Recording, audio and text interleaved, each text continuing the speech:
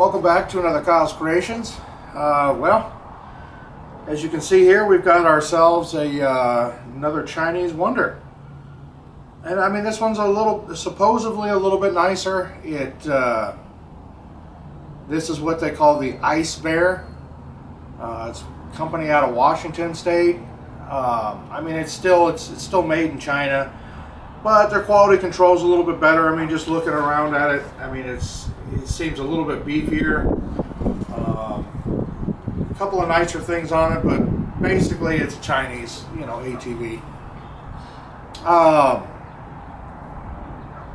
Picked this thing up for 60 bucks the other day, and came with a new wiring harness.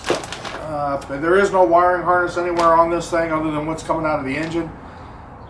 They said that the bike had lost spark, and I don't know if the wires got chewed up or what the deal was.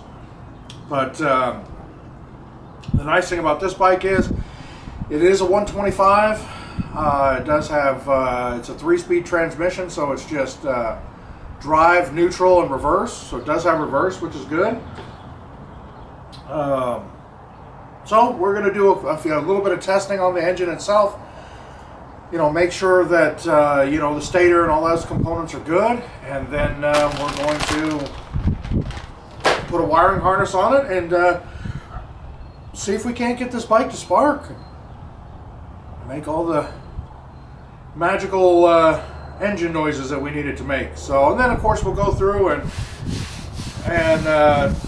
do a little DIY quick down and dirty fix to the plastics here, and a couple other things, and see if we can't get this bike in a respectable, reasonable state. So hang in there, and we'll bring you back in just a sec. All right. So first thing we want to check on this guy here is check to see what kind of shape our stator's in, and I've got 2 sets of wires here. This is strictly for the dash that no longer exists. They would have told us, neutral, reverse, all that good stuff. This is the plug that we want here. It's 4 wires, including the ground here.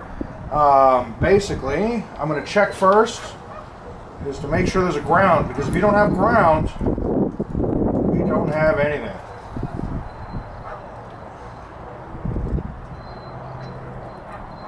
In there. Let's see here. We do have ground. I'm showing about an ohm and a half. So we'll use that ground wire because we know it's connected to ground, and we're going to check each one of these wires here. First ones that I'm most concerned about are going to be the blue and white and the red and black wire. These 2 wires here on the top. This red and black wire is your stator power for your CDI, and your blue and your white is your pulse generator, the thing that sends a signal to your CDI when to fire.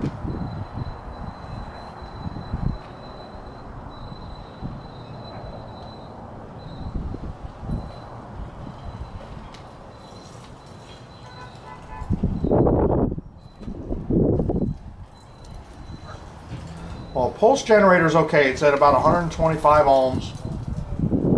I know that just from, it's tough. There's not a lot of specs out there on these things. But somewhere in that 100 to 130, 140 range is pretty good. As far as the stator portion of it, showing 415 ohms. Let's see here. I'm going to check. I've got a stator here in the bag.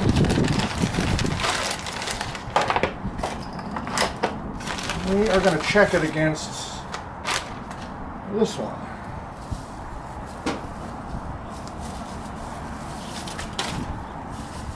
It's a little windy out today, guys. Sorry for the wind noise.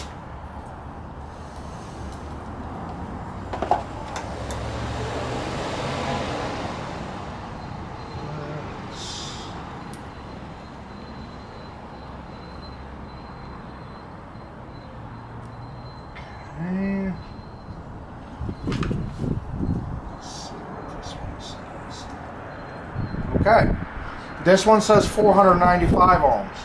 So, I think we're right in the good range as far as, you know, what those need to be. Now we can check also, one thing I didn't check was our charging side of our stator, which is going to be this pink or white and yellow wire here. Right now it's faded. I think at one time it was pink, but they can actually be either two yellows, a yellow and a white, or even a white and a pink. But in this case here, it's pink and yellow.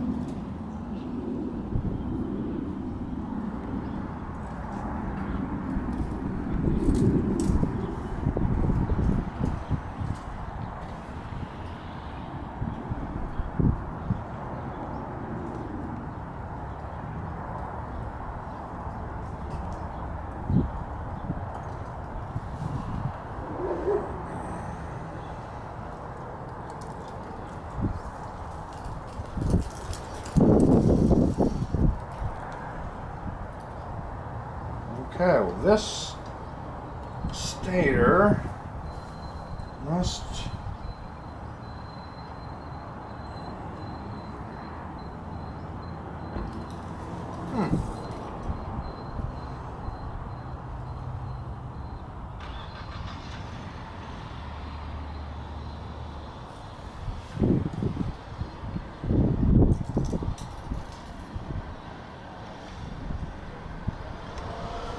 Well, I think that's a problem.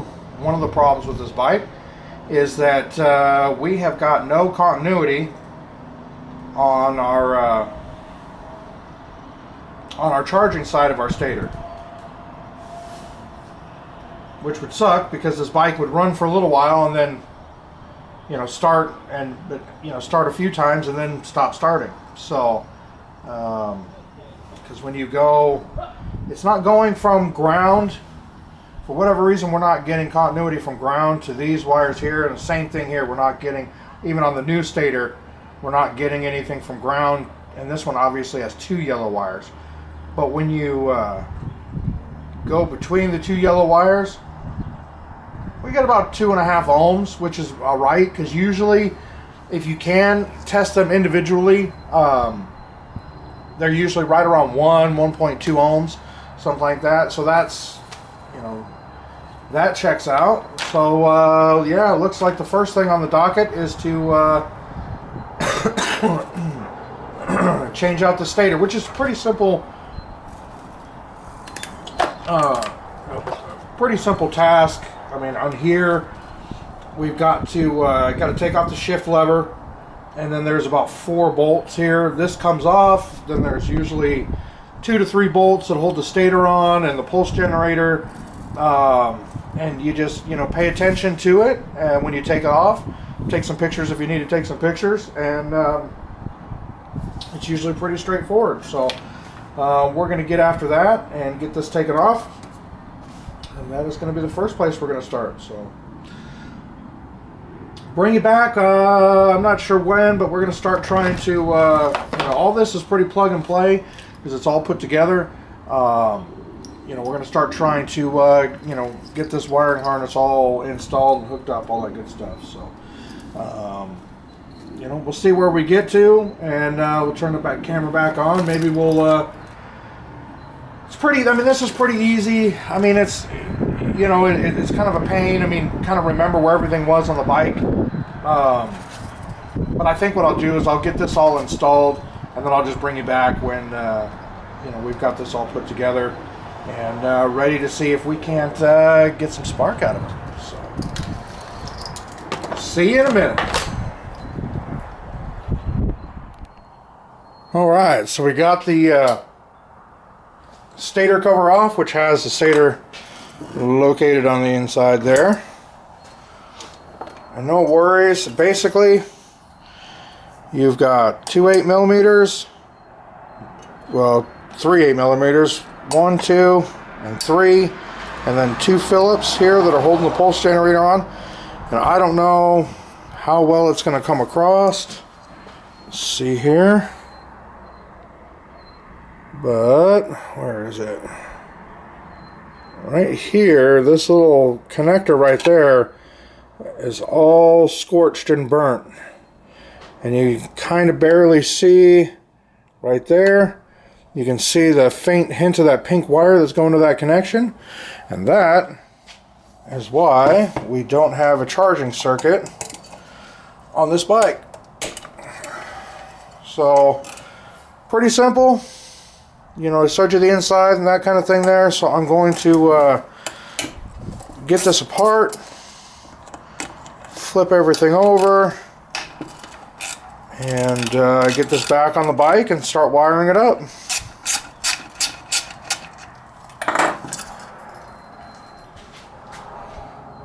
Alright.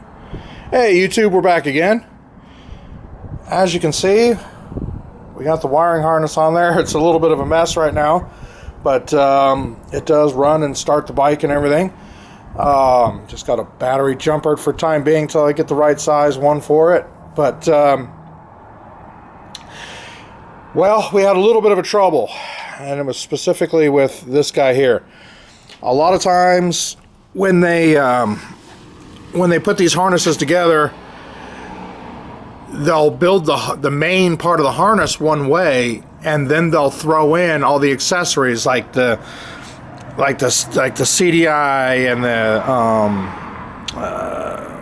voltage regulator and stuff like that. Even the start switch, start relay, and the wires will actually be mixed up, and that's the problem that we had here. We actually had a couple of wires that actually just one wire that basically went nowhere. And it was the main power wire for the starting relay, and it didn't go anywhere. When I took the wiring harness apart, it basically was just being jumped between two different plugs, and not hooked to anything. So, you know, just had to. That's why it's a little bit of a mess, because I had to open up the harness, you know, get the sheathing off of it, and you know, figure out where it was going and why.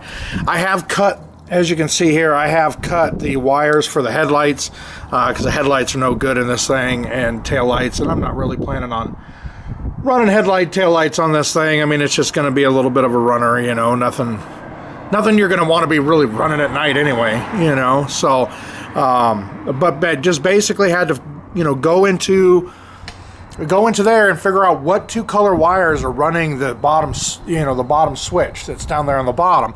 Once you figure that out, which just happened to be this blue and brown wire right here, basically to run your starting relay, you need ground and you need power. Well, I checked, and you can see the green wire here. That green wire goes to a bunch that's all grounded, which that's good. And so now we're saying, okay, now we need power. Well, I figured out that this black wire right here is the one that has power. And so then I just had to take my wire that goes to my starting relay and jump it to the other side, because that's all we're doing. You know, we're just making a switch. When you hit that button, it makes contact between these two wires, sends power to the starting relay. So it was a little bit of a, a little bit of a pain, but we finally got there. So now I can start to clean up the wiring harness a little bit, and unfortunately I'm just going to have to wrap it, and I'm not going to take the time to take it all apart and put sheathing back on it. I'm just going to wrap it and electrical tape and call that good, tuck everything away and zip tie it and all that kind of stuff. But yeah, we got her so that, and she does spark. And let's see here. Press a button. Oh. There she goes. You'll have to take my word for it. She did turn over. I put a little, well, I guess, let's see here. Let's see if we can throw a little fuel down her throat. And see if she'll make running noises. Let's see here.